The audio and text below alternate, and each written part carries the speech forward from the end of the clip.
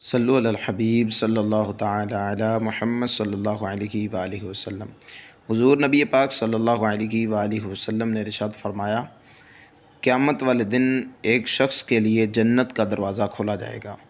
جب وہ دوڑتا ہوا جنت کے دروازے کے قریب پہنچے گا تو دروازہ بند کر دیا جائے گا۔ اب وہ پیچھے دوڑے گا، پھر بلایا جائے گا کہ اے بندے تیرے لیے جنت کا دروازہ کھل گیا ہے۔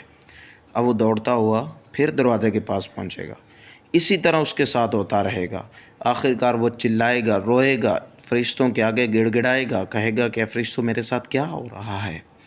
کیا ہو رہا ہے میرے ساتھ؟ فرشتے کہیں گے تیرے ساتھ وہی ہو رہا ہے جو تو اللہ کے بندوں کے ساتھ دنیا کے اندر کیا کرتا تھا۔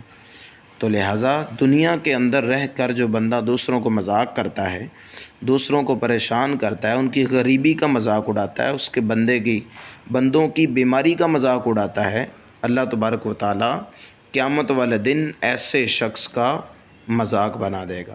تو لہٰذا خدا را دوسروں کا مذاق مت اڑایا کریں، دوسرے کو غریبی کا مذاق، بیماری کا مذاق مت اڑائیں۔